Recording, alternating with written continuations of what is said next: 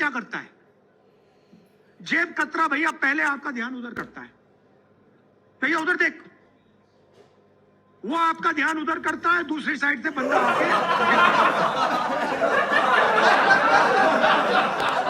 प्रधानमंत्री मोदी चुप, क्योंकि वो जानते हैं कि इस भगवा वेशधारी ने पूरे देश का तूतिया काट दिया था और इतनी बकचोदी कर दी थी, इतनी बकचोदी कर दी थी। इसने बोला था कि बस 30-35 रुपए पेट्रोल मिलेगा 1 लीटर।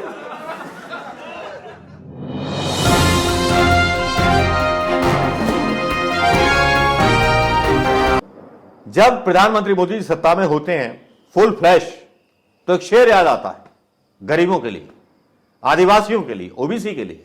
एक शेर याद आता है, मुलाहिजा फरमाऊंगा। मेरे पास से गुजर के मेरा हाल तक न पूछा, मैं कैसे मान लूं कि वो दूर जाके रोए। दूर से मतलब समझिए, संदर्भ यह है कि जिन लोगों के बारे में बात करते हैं उनके पास से गुजर के जाते हैं, जब सत्ता में होते हैं। जब वोट आता है तो दूर जाकर रोए, तो चुनावों में आकर रोए तो क्या रोए। आपकी असलियत तो बेनकाब हो गई हजूर आला। तब हजूर आला जब बेनकाब हो जाते हैं तो खिसिया जाते हैं। कुछ इसी तरह की खिसियाट राहुल गांधी पर निकल रही है आजकल। अब राहुल गांधी की बात छोड़िए, ममता दीदी ने भी बोला कि अगर कलकत्ता में मैच होता तो जीत जाते। अब देखिए क्रिकेट का विवाद कहां से कहां पहुंच गया। ममता दीदी बोल रही है कि 3-3 पनौतियां वहां बैठी थी। ममता दीदी खुद बोल रही है पनौती, तो ममता दीदी के खिलाफ भी क्या चुनाव आयोग नोटिस भेजेगा? भाई नोटिस तो ऐसे बांटे जाते हैं यूं जैसे किसी बार डांसर पर पैसे लुटाए जा रहे हो। इसी तरह से चुनाव आयोग हो, ईडी हो, आईडी हो, इनकम टैक्स हो, बेटा लो नोटिस, लो नोटिस, लो। हद कर दी यार, क्या से क्या बना दिया हिंदुस्तान को। डोमरा चिल्ल भर पानी में नेताओं। दोस्तों नमस्कार, आज का ब्लॉग बहुत खास होने वाला है, वीडियो ब्लॉग, न्यूज ब्लॉग, क्योंकि वो उस व्यवस्था पर सवाल उठाने वाला है जो व्यवस्था हमारे देश में लागू है। देश में एक ही चीज के लिए 2 या 3 कानून अलग अलग नहीं हो सकते, भेदभाव नहीं किया जा सकता। ये प्रधानमंत्री मोदी जी अपने भाषण में बार बार बोलते हैं। व्यक्तिवाद, परिवारवाद, इन जैसी बड़ी बड़ी घोषणाएं करते रहते हैं प्रधानमंत्री मोदी जी अपने भाषणों में।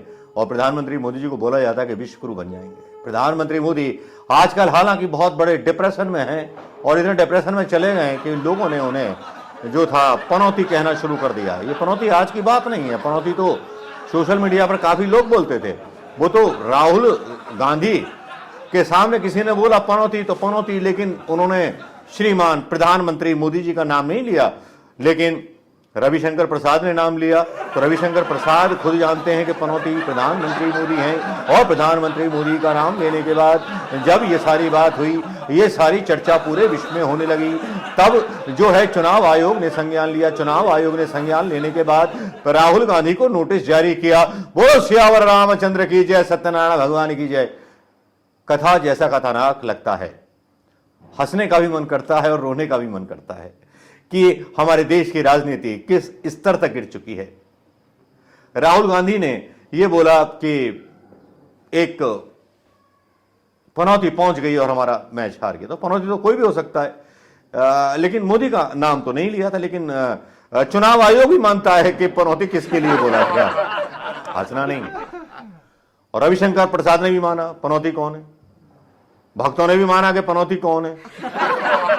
लेकिन यहां इसके अलग परिप्रेक्ष्य में मैं अपनी बात कहना चाहूंगा। दोस्तों, चुनाव आयोग ने जिस तरह से केवल पनौती शब्द पर संज्ञान लिया और प्रधानमंत्री मोदी जी को खुद साबित कर दिया कि प्रधानमंत्री मोदी जी पनौती हैं, और बीजेपी के लोगों ने भी साबित कर दिया कि प्रधानमंत्री मोदी पनौती हैं। लेकिन दूसरी तरफ होता क्या है, जहां प्रधानमंत्री मोदी जी भ्रष्टाचार के बारे में इतने बड़े बड़े भाषण बोलते हैं। आज मेरा भोपाल आना हुआ, रास्ते में कई लोगों से मिलता चला आया, लोगों से बातें करता हुआ चला आया, लोगों से वर्ल्ड कप के बारे में भी बात कर रहा था, सबके बारे में बात कर रहा था। कुछ लोगों की मतलब जो ब्लैकमेलिंग हुई टिकटॉक की, उसके बारे में भी बात चल रही थी। लेकिन लोग थे बहुत नाराज भोपाल में लोग इसलिए नाराज थे कि किया कुछ नहीं, बड़े बड़े गाल बजाते हैं और चले जाते हैं। मामा शिवराज अगर सीएम नहीं बनेंगे तो ये पार्टी नहीं जीतने वाली। और यहां पूरे मध्य प्रदेश में ये हवा फैल गई है कि मामा शिवराज द्वारा मुख्यमंत्री नहीं बनने वाले। इसीलिए जो है भारतीय जनता पार्टी के खिलाफ पूरा पत्ता काला हो गया है। चलिए खैर, ये तो रही एमपी इलेक्शन की बात। हम बात कर रहे थे प्रधानमंत्री मोदी जी के उस नैरेटिव की जो बनाया गया पनौती के रूप में। लेकिन पनौती जब शब्द बोल देते हैं राहुल गांधी, तब एकदम से इंक्वायरी हो जाती है और नोटिस भेज दिया जाता है राहुल गांधी के द्वारे द्वारे कहां जाएंगे, और है ना। लेकिन यहां दूसरी तरफ नरेंद्र तोमर के बेटे का नाम आता है 500 करोड़ की रिश्वत में। उसके खिलाफ ना तो ईडी पहुंचती है, ना सीबीआई पहुंचती है, ना इनकम टैक्स के ऑफिस का छापा पड़ता है। कई और भी नेता इसका उदाहरण है जिनके ऊपर कई भ्रष्टाचार के आरोप लगते हैं, लेकिन वहां कोई नहीं पहुंचता। वहां पहुंचता है तो केवल एक फॉर्म जिसमें कहा जाता है चिंता मत कीजिए, हम हैं, हम संभाल लेंगे। चाहे वो करप्ट नेता कांग्रेस के हों, जिन कांग्रेस के करप्ट नेताओं को अपने यहां बुलाने के बाद पता नहीं कौन सा जल डालते हैं या मूत्र जल डालते हैं प्रधानमंत्री मोदी का, जिससे वो शुद्ध हो जाते हैं, वो पापी, कदाचारी, भ्रष्टाचारी नेता। भाई एमपी से बड़ा उदाहरण क्या होगा, ये तो आप जानते ही हैं दोस्तों। लेकिन असल बात यह है कि राहुल गांधी ने सिर्फ पनौती बोला और प्रधानमंत्री मोदी और उनके समर्थक महामूर्ख बोल चुके हैं मंच से। चुनाव आयोग ने उन पर संज्ञान क्यों नहीं लिया, मोदी जी को नोटिस क्यों नहीं भेजा। प्रधानमंत्री मोदी ने बोला था अपने भाषण में। प्रधानमंत्री मोदी जब भी भाषण देते हैं गांधी परिवार के खिलाफ, वो बार वाला महिलाओं का अपमान करते हैं, बार वाला बोलते हैं, जवाहरलाल नेहरू को पता नहीं क्या क्या बोलते हैं। जिन नेताओं ने हमें आजादी दिलाई, उन पर चुनाव आयोग जब खिलाफ भाषण करते हैं मोदी, तब सुट्टी पिट्टी गुम क्यों हो जाती है चुनाव आयोग की।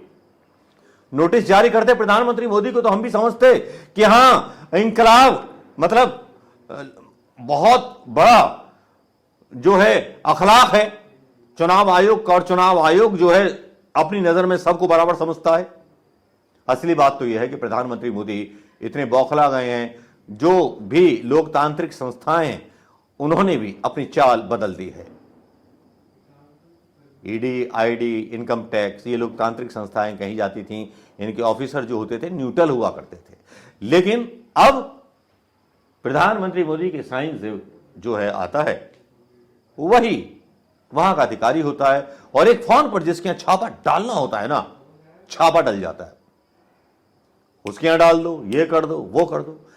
ये किस्से पूरे हिंदुस्तान की जनता सोशल मीडिया पर देख रही है। अदानी से जुड़े हुए भ्रष्टाचार का मामला हो या अदानी के हिंडनबर्ग स्कैम का मामला हो, एक बार भी प्रधानमंत्री जी अपने दोस्त के खिलाफ ईडी, आईडी, इनकम टैक्स का छापा नहीं लगवाते।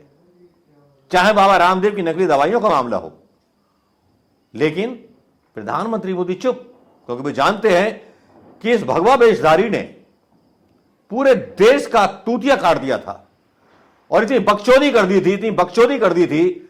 इसने बोला था कि बस 30-35 रुपए पेट्रोल मिलेगा 1 लीटर, याद है ना दोस्तों, और सिलेंडर मिलेगा 60 रुपए में 300 का। लेकिन यहां सिलेंडर क्या रेट मिल रहा है, अब तो बाकायदा सब्सिडी की घोषणा करनी पड़ रही है, चाहे कांग्रेस हो चाहे भारतीय जनता पार्टी हो। तो भैया भारतीय जनता पार्टी और मोदी जी की हड़बड़ाहट से तो यही लगता है कि राहुल गांधी भारी पड़ गए। भारी ना पड़े होते तो चुनाव आयोग को नोटिस ना गया होता।